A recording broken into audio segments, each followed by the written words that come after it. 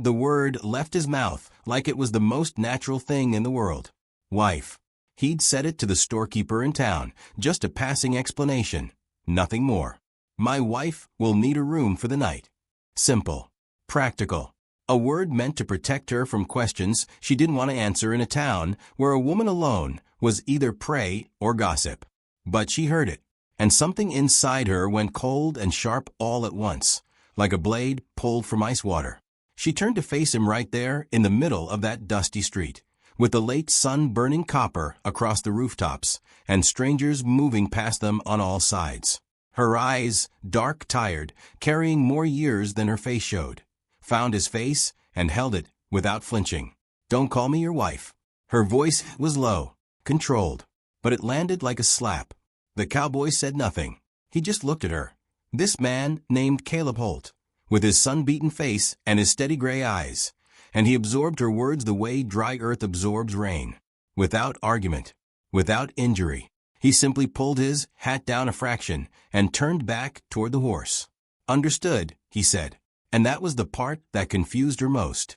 Not that he'd called her his wife, not the word itself, but that when she rejected it, when she cut him down in front of anyone who might have been watching, he didn't flinch. He didn't harden. He didn't punish her with silence or make her feel small for what she'd said. He just said understood and kept walking. She stared at his back for a moment longer than she intended to. Then she followed him, because out here in the New Mexico territory in the year of 1883, a woman without protection wasn't proud. She was dead, and Elara Voss knew that better than anyone alive. Act 1, The Wound. She had been someone's wife before. That was the truth she carried like a stone sewn into the lining of her coat, always there, always pressing, invisible to everyone around her. His name had been Thomas Voss, a landman from Kansas. Broad shoulders, easy smile, the kind of handsome that made women in church whisper and men on the street step aside. She had married him at 22 believing in the old promises, that a good man would build something real, that love was a foundation and not just a feeling, that the future could be planned the way you plan a garden. Thomas had believed in none of those things. He believed in land, in money, in the kind of power that comes when other people fear you. For 2 years, she had learned this truth slowly, the way you learn the cold, not all at once, but incrementally, until one morning you wake up and realize you have not been warm in a very long time. He never hit her. People always ask that later, as if violence was the only thing that could count as damage. He never hit her, but he had taken her name and replaced it with silence. He had taken her opinions and replaced them with corrections.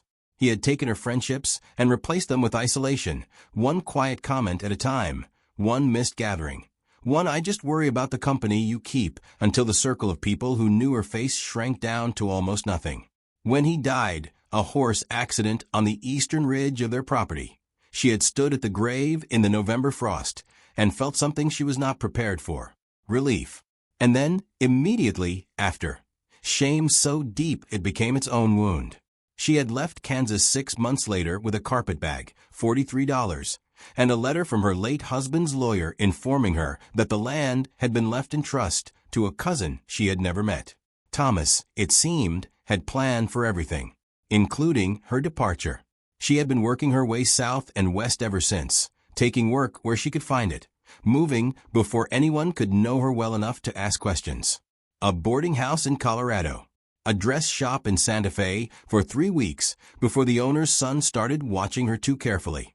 A stint as a cook's helper on a cattle drive that lasted exactly 9 days before she understood what the trail boss expected in exchange for wages. She was not running from something anymore. She was running toward nothing, which, she had discovered, was its own kind of freedom. A cold one, but real. That was how she had ended up in the small town of Mercer Crossing, New Mexico, with a broken wagon wheel, an empty purse, and a problem she didn't know how to solve. Caleb Holt had been in Mercer Crossing for 3 days when he saw her arguing with the wheelwright. He was sitting outside the livery, cleaning his rifle, not because it needed it, but because it was something to do with his hands while he waited for his horse's shoe to be reset, when he heard her voice coming from across the street, sharp and precise and absolutely unwilling to be moved. "I'm telling you the wheel can be repaired. I watched it done on the trail. A new iron band and a solid spoke. That is all it needs. The wheelwright, a heavy man, thick-armed, the kind who had long ago decided that women asking technical questions was a personal offense, crossed his arms and looked at her the way men looked at things that were inconvenient. "Ma'am, that wheel is finished. You need a new one. A new one costs $4 I don't have. The repair costs less than $1. I don't do repairs. You're a wheelwright. I sell wheels." She stared at him, the kind of stare that had calculations running behind it, how much money, how many miles, what was possible and what was not. Caleb recognized that look. He had worn it himself more times than he could count. He set down his rifle. He did not entirely understand why. He told himself later it was practical. He needed to ride south anyway. Mercer Crossing to the Arroyo Ranch was 3 days by horse, a week by wagon. He had a commission waiting and a window of time before the rains came in. But he crossed the street, and he stood beside her. And he looked at the wheelwright the same way you look at a locked door, assessing, quiet, not threatening, but somehow more intimidating than anger ever was. "The wheel can be patched," Caleb said. "I've seen it done a dozen times. Won't take you more than 2 hours." "I told the lady." "I heard what you told her." He said it without heat. "Just fact. What's your rate for 2 hours of labor?" The wheelwright named a price. Caleb paid half of it without negotiating, because negotiating would have taken longer, and he had already made the decision. She turned to look at him then, this stranger who had inserted himself into her problem, and he could see her trying to decide if she was grateful or offended. She landed somewhere between the two. "I didn't ask for help," she said. "No," he agreed. "You didn't." "Then why?" "Because it was the right thing to do, and there wasn't anyone else doing it." He went back to his rifle. She stood there a moment longer, and he could feel her gaze on the side of his face, measuring him, looking for the angle, looking for what he wanted. He didn't want anything. That, more than anything else, made her distrust him. His name, she learned, was Caleb Holt. He was a hired man, not the dangerous kind, not a gun for hire in the way that word implied, but a man who worked for ranch owners, who needed someone quiet and capable and absolutely uninterested in anyone else's business. He had done fence work, herd management, surveying, and at least twice what he called persuading people to honor their agreements. He did not elaborate on that. He was 36 years old. He had been born in Tennessee and had come west at 17 with nothing but a horse and the idea that wide land might make him feel less crowded. She learned all of this not because he offered it, but because she asked. Carefully, strategically, over the course of the afternoon while the wheelwright repaired her wagon, and Caleb sat nearby, doing nothing in particular with the practiced ease of a man who had learned that stillness was its own kind of skill. "Where are you headed?" she asked. "South. Arroyo Blanco. Ranch work." "How far?" 3 days riding. "For by wagon." She was quiet for a moment. Her wagon was headed south too. She had a letter, barely promising, but promising enough, from a woman in Las Cruces who needed a housekeeper. It was work. It was a roof. It was enough. "I'm going south as well," she said. He looked at her, just once. A steady, gray-eyed look that asked nothing and said nothing. "Roads rough below the crossing," he said. "Safer to travel with company." "I've managed rough roads before." "Yes," he said. "I expect you have." And that was the end of it. No invitation. No formal arrangement. But the next morning, when she pulled her repaired wagon out of Mercer Crossing, Caleb Holt was riding alongside her on a sorrel horse at a comfortable distance in the early light. She did not thank him. He did not expect her to. It was on the second day that he made the mistake with the storekeeper. They had stopped at a small trading post, just a shack, really, with a counter and a man behind it who looked like he had not spoken to anyone in weeks and was not sure he wanted to start. Caleb had asked about the road conditions ahead. The man had looked at Elara with a specific kind of look that men in isolated places sometimes gave women who appeared without explanation. Calculating, curious, slightly predatory in the way of opportunity rather than violence. And Caleb, without thinking, or perhaps thinking too quickly, had said it. "My wife will need a room for the night if there's one available." The look had changed immediately. Women were property in this calculation, and property that belonged to someone was of no interest. The man had nodded and pointed to a small back room and asked no more questions. But Elara had been standing right there, and she had heard every word. On the street outside, after the confrontation, after his quiet understood, she had followed him back to the horses and stood for a moment with her arms crossed, looking out at the flat, burning land ahead. "I know why you said it," she said finally. He was checking his horse's cinch strap. He didn't stop. "I know it was meant to protect me," she continued. "I'm not foolish." "No," he agreed. "But I need you to understand something, Mr. Holt." He straightened then and looked at her, fully, with that particular quality of attention he had, not pressing, not demanding, just entirely present. "I have been someone's wife," she said, "and I will not be that again. Not as a word someone uses to manage a situation. Not as a label someone puts on me to make their life easier. I don't care what the circumstances are or what it protects me from. I would rather explain myself to 1,000 difficult men than be called that again without my choosing." The silence stretched between them, thin as wire. "You hear me?" she asked. "Yes," he said. "I hear you." "Good." She walked past him toward the wagon. He watched her go, and in the privacy of his own chest, something moved. Not pity, not attraction, not the easy sympathy of a man who does not understand. Something more specific than any of those things. Recognition. He had seen that kind of damage before, had carried some of it himself, though in different shapes. And he knew, with the certainty of someone who has learned it slowly and painfully, that it could not be argued with or reassured away or fixed by someone else's good intentions. It could only be waited for. So he waited. The storm came in on the third night. There was no warning that would have mattered, no thunder building in the distance, no sky turning the particular yellow-green that meant trouble. Just darkness, and then wind, and then the kind of rain that comes in horizontal and doesn't apologize. They were 3 miles from the next settlement. The road ahead was already turning to mud under the wagon wheels. The horses were going sideways in the gusts. "We have to stop," Caleb said. He was riding close beside the wagon now, shouting over the noise. "We can make it." "We can't. There's a rock formation about a 1/4 mile east. Enough cover. We go now, or we lose the road entirely, and we won't find it again until morning." She looked ahead at the wall of rain, at the darkness eating the trail. "All right," she said. The rock formation was better than he'd described and worse than she'd hoped. A deep overhang of red sandstone, wide enough for the horses and the wagon, with a natural back wall that cut the wind to almost nothing. They worked in the rain together without speaking, getting the animals unhitched, getting them settled, getting the oilskin over the supplies.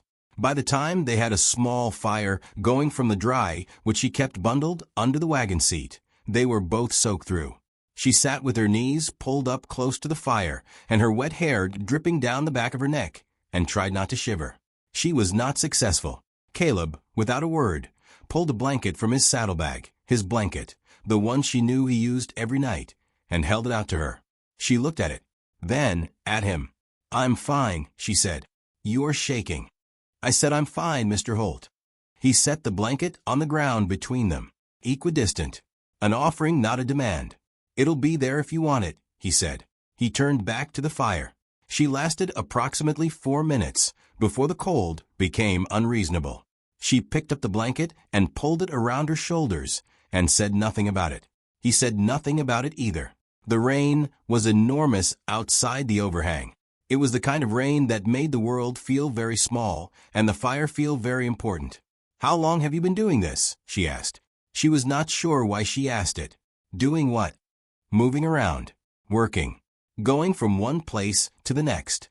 He thought about it. 19 years. Since you were 17. He looked at her sideways. "You counted." I listened. She adjusted the blanket. "Don't you want something fixed? A place of your own?" The fire popped. Outside, the rain continued its tremendous argument with the earth. "I had a place once," he said. She waited. She had learned, in 3 days of riding with this man, that he would continue if you waited. If you pushed, he would close like a door. But silence he respected. "Small ranch up in Wyoming," he said. "Nothing impressive. 40 acres, a creek, a cabin that needed about twice the work I gave it." He paused. It was enough. What happened to it? Lost it. He said it without drama. Bad year. Cattle sickness took most of the herd. I borrowed to survive the winter. Couldn't pay it back. He looked at the fire. Lost it. I'm sorry. It was a long time ago. She looked at his profile in the firelight. The straight nose, the jaw that was always slightly tense, as if he was holding something in. The lines around his eyes that came from squinting into the sun or from something else. She wasn't sure which. What was it like, she asked. The place. He was quiet for a moment. There was a cottonwood by the creek. Big old tree. It was there long before the cabin, long before anyone. In the spring the seeds came off it like snow. Whole air full of white. He stopped. I used to sit on the porch in the evening and watch it. She said nothing. She just let that image exist between them. What about you, he said. Where are you from? The real from. She looked at the fire. Ohio originally, then Kansas. And now I'm in New Mexico in a rainstorm. The corner of his mouth moved. Not quite a smile. More like the idea of one. Fair enough, he said. They sat like that for a while, the two of them, the fire, the enormous dark and rain outside. And Elara noticed something she had not noticed in a long time. The absence of danger. Not safety, exactly, because safety was not something she believed in cleanly, but something close to it. The feeling of a space that did not require her to guard herself. She didn't trust it, but she noticed it. The next day the road was slow, and the mud was punishing, and they stopped twice to work the wagon wheels free with branches and combined effort. It was hard, ugly work, and Elara did her share of it without being asked or argued with. She was strong, stronger than most people expected, and Caleb noted this without comment, which she appreciated more than any remark would have warranted. The second time they stopped, she was waist-deep in mud trying to get leverage under the rear wheel, and her boot came off entirely, sucked down into the earth, and she stood there for a moment looking at her stocking foot and the brown water rising around it, and she made a sound that was almost a laugh. Caleb was looking at her. It's not funny, she said. No, he agreed. And then he did something she had not seen him do before. He smiled. A real one, brief and complete, transforming his face for just a moment before it was gone. She found her boot. They got the wagon free. But that smile stayed in her mind longer than it had any right to. They arrived at the small settlement of Dry Creek on the fourth evening, a day behind schedule because of the storm and the roads, and found that the 2 rooms at the boarding house had been taken by a family traveling north. The woman who ran the place, a practical widow named Mrs. Garza, looked at them both and offered them the storeroom. There were 2 cots. A curtain could be hung between them. Elara looked at Caleb. He looked at Mrs. Garza. We'll take it, he said. Later, after the curtain was hung and Elara was on her side of it with her back rigidly to the partition, she heard him settling onto his cot. The creak of it. The long exhale of a tired man. I can sleep in the stable, he said. His voice was quiet, not trying to carry. Don't be dramatic, she said. Silence. Mr. Holt. Yes. I'm going to trust that you are exactly what you appear to be. A pause. What do I appear to be? A man who means what he says and doesn't say more than he means. Another pause. Longer. That's a fair description, he said. Good. She pulled the blanket up. Good night. Good night, Mrs. Voss. She lay in the dark and listened to the settlement outside. A dog somewhere, a horse, the distant sound of men playing cards in whatever passed for a saloon. And she thought about his voice saying her name. Not wife. Not a word that made her belong to someone else's story. Her name. Mrs. Voss. She had not realized how much that mattered until she heard it. 2 days south of Dry Creek, they entered rougher country, canyon land, red and ancient, where the road narrowed to a single track and the walls rose up on either side like the earth was trying to swallow the path. It was in this country that Caleb saw the riders, 4 of them, coming up from the south at a pace that was not casual. He recognized the pace the way you recognize certain kinds of weather, not by the look of it exactly, but by the feeling it produced in the back of your neck. He pulled his horse alongside the wagon without urgency. There are men coming, he said quietly. I need you to listen to me carefully. She read his face. Trouble. Possibly. Probably. He was watching the approaching riders. When they reach us, you let me speak first. If they ask questions, you answer simply, and you don't volunteer anything. Can you do that? Yes. Is there anything in the wagon that would look like value? Money, goods. Nothing that would interest them. Some food, my bag. Where is your bag? Under the seat. Keep it there. Don't reach for anything. She nodded. The 4 riders came to a stop ahead of them, blocking the road with the unhurried confidence of men who had never suffered consequences for blocking roads. The one in front was large, badly shaved, with a coat that had once been expensive.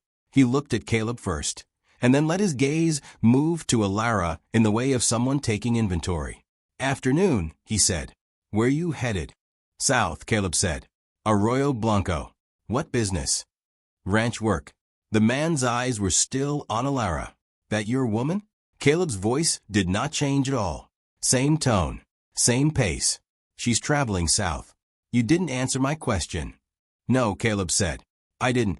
The silence that followed had a specific temperature. Elara kept her hands visible and her face still and counted heartbeats. The man on the front horse looked at Caleb the way people look at walls to see if they'll hold. Then he looked at the horse Caleb rode, the good one, the sorrel, and at the rifle in the scabbard. We're looking for a man named Denton, the rider said finally. You seen anyone on this road today? Just the road, Caleb said. Another moment. Another measuring. Then the man in front pulled his horse to the side and made a small gesture, and the 4 riders moved past them, slowly, watching, but moving. When they were 20 yards gone, Elara breathed again. Don't look back, Caleb said quietly. Keep moving. Same pace. She kept moving. Same pace. Her hands were not entirely steady on the reins, but they held. They rode in silence for 10 minutes before Caleb spoke again. You did well. She almost said I was terrified. She almost said my heart was in my throat the entire time. Instead she said, who were they? Nothing organized. Opportunists. He glanced back down the empty road. The kind that test you to see if you're worth the trouble. And were we? No, he said. We weren't. She thought about that. About how he had answered she's traveling south instead of yes, she's mine.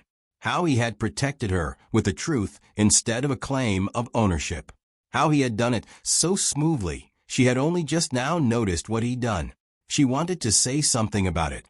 She couldn't find the words. So she said nothing.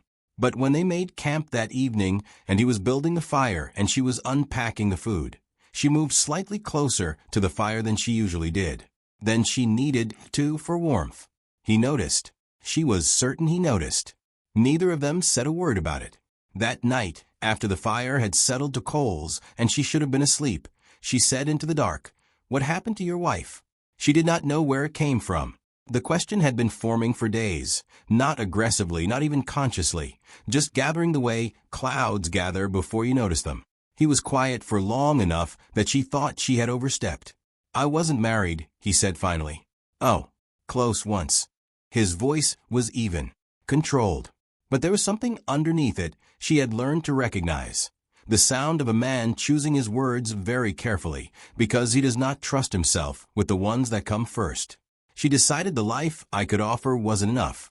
She wasn't wrong. Elara stared at the dark sky, no clouds now, more stars than she had ever seen in Ohio, and thought about what it cost a man to say that. To say she wasn't wrong about the woman who had left him. How long ago? She asked. 8 years. Are you still? She stopped. No, he said. I'm not still anything. Some things just shape you, and then they're done. She thought about Thomas, about the grave in the November frost, and the relief she was ashamed of, about the way some things could shape you and not be done, could keep shaping you long after they had any right to. I was relieved when my husband died, she said. She had never said that to anyone. The words came out of her in the dark, like they had been waiting for precisely this kind of night. Starlit, anonymous, far from anyone who might remember them. I stood at his grave, and I felt relieved, and then I felt like the worst person alive. And I've been carrying both of those things ever since. The fire was down to almost nothing. She could not see his face. Feeling relieved doesn't make you the worst person alive, he said. It makes you someone who survived something that was supposed to destroy you. The simplicity of it hit her, somewhere she was not prepared for. She felt the sting behind her eyes and pressed it back with the practice of someone who had been pressing things back for years. "You don't know what he was like," she said. Her voice was not entirely steady. "No," he said. "I don't. But I know what you are. You've known me 6 days. Some people you can know in 6 days. Some you can't know in 6 years." A pause. "You're the kind that can be known in 6 days, if they let you be seen." She lay there with those words inside her, like something warm placed carefully into cold hands. "If they let you be seen. Good night, Mr. Holt," she said, because she had nothing else. "Good night, Mrs. Voss." She started calling him Caleb 2 days later. She didn't announce it. She didn't explain it. She just used his name when she spoke to him and let the shift exist without ceremony. He started calling her Elara. It happened the same way. No announcement. Just her name in his mouth, natural and without weight, like it had always been there. She told herself it meant nothing. She told herself that several times a day, with increasing determination, which was itself a signal she refused to read. She noticed his hands. She told herself she didn't, but she did. They were large, weathered, certain in everything they did, whether it was handling a horse, or building a fire, or repairing the wagon's weakening front axle one morning, while she held the pieces in place, and he worked the bolt. His knuckles were close to her fingers. She moved her hand slightly. He moved to give her room, without looking up. She noticed the way he scanned the horizon every morning before he did anything else. The way he always positioned himself between her and the openest ground when they were in uncertain territory. Not hovering, not possessive, just present, in the way of a man who has decided that a thing matters and is acting on that decision quietly. She noticed the way he said her name, like he was careful with it, like it was something that could be damaged by carelessness. She was in trouble, and she knew it. She was in trouble, and she was furious about it. And the fury was useful because it kept her from doing anything stupid like leaning against him when they sat near the fire or asking him to stay when they reached Arroyo Blanco. She had a plan. She had a housekeeper position in Las Cruces. She had a life that was small and difficult and entirely her own, and that was what she needed. And she was not going to ruin it for a feeling she didn't trust in herself. He's a good man, she told herself. Good men become bad husbands. Good men make promises they can't keep.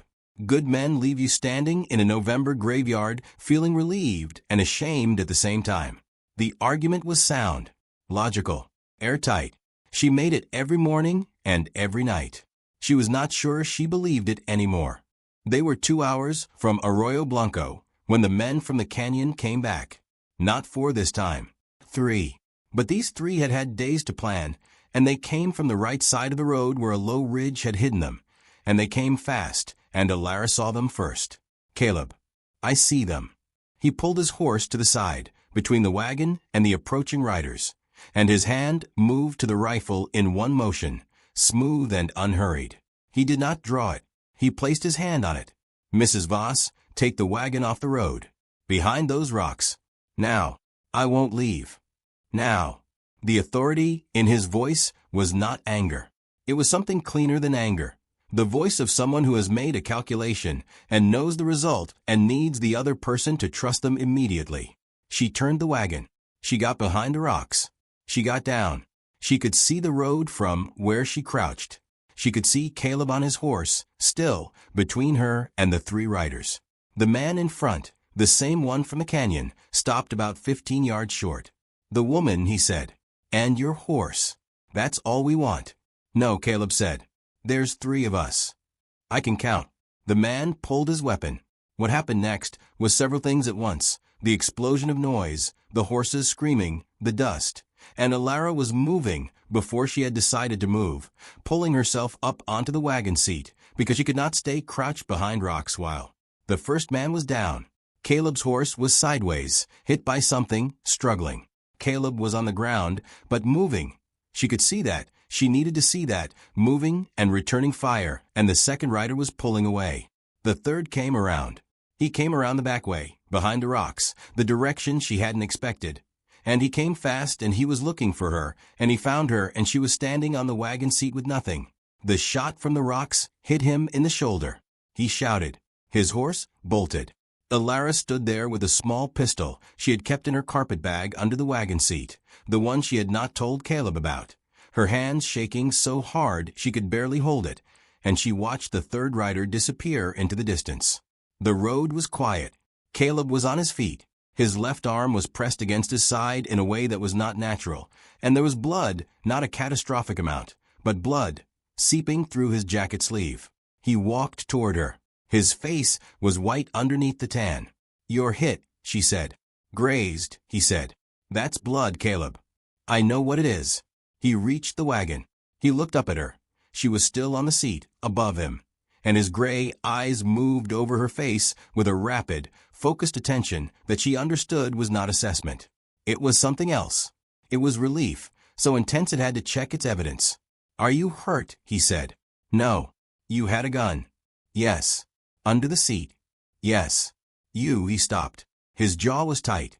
She could see him processing the fact that she had taken a shot, that she had been in the position to need to take a shot, and the way it was moving through him was not anger.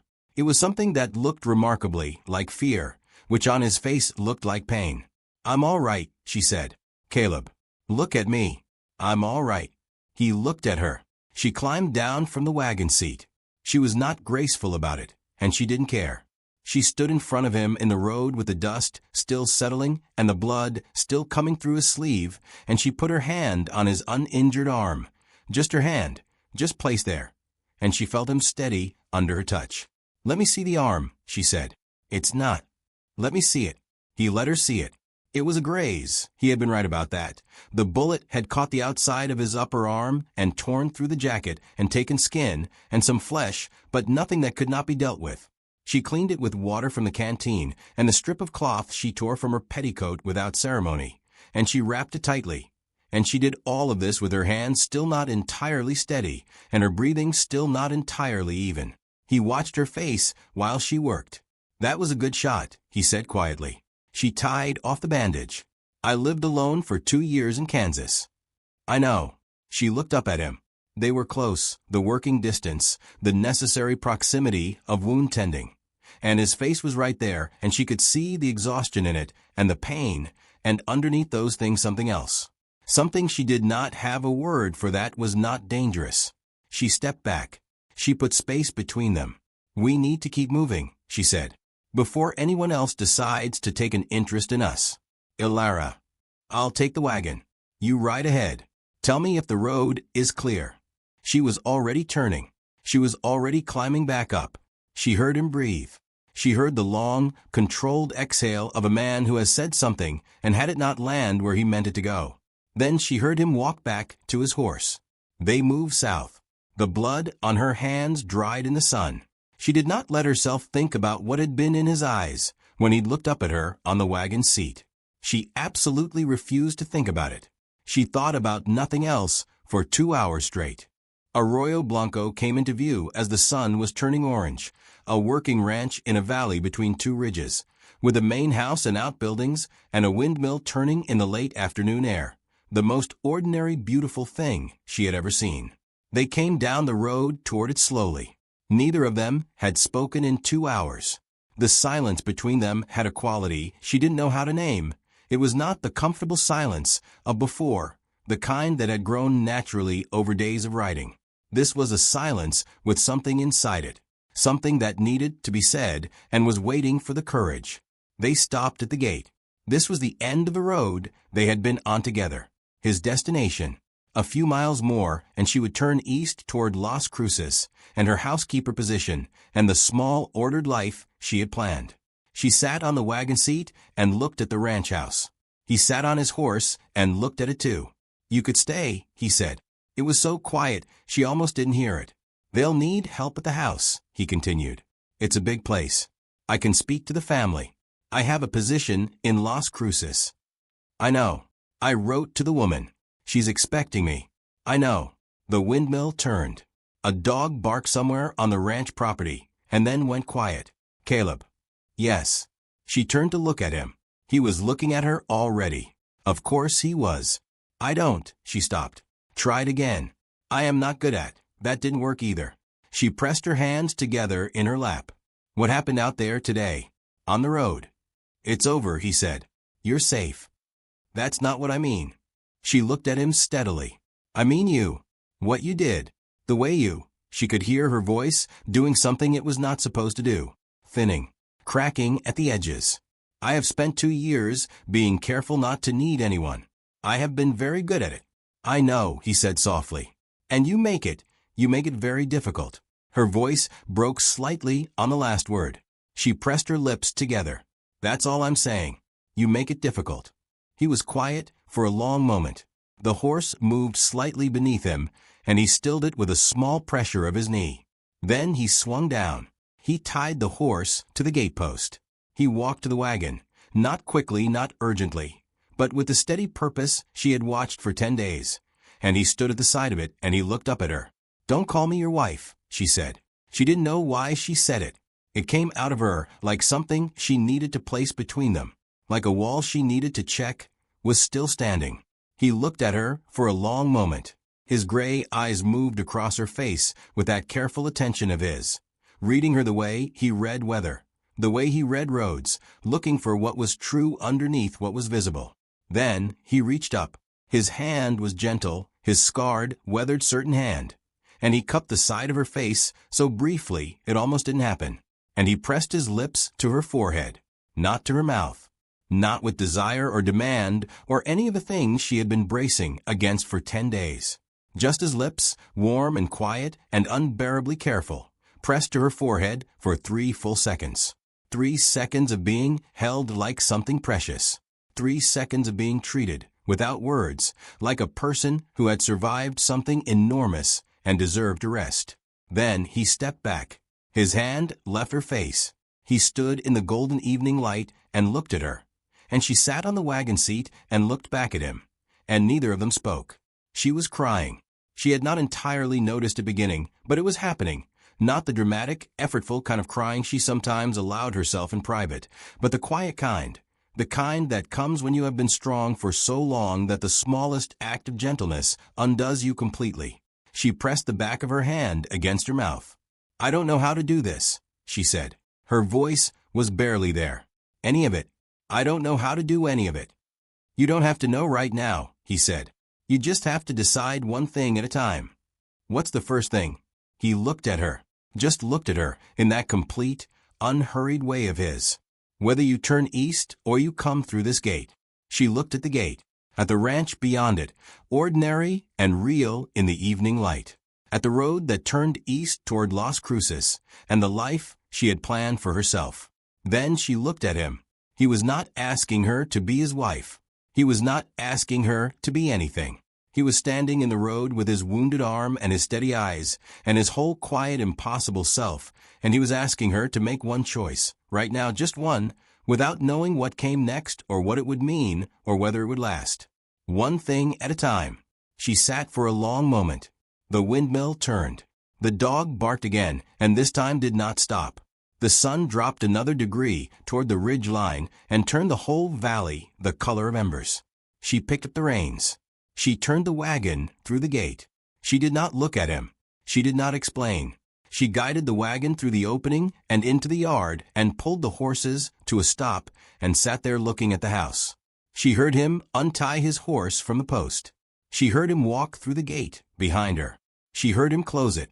And then he was beside her, not touching, not crowding, just beside her, the two of them looking at the place they had arrived at together, with all the miles behind them and all the uncertainty ahead, and the evening coming in slow and golden over the red canyon walls.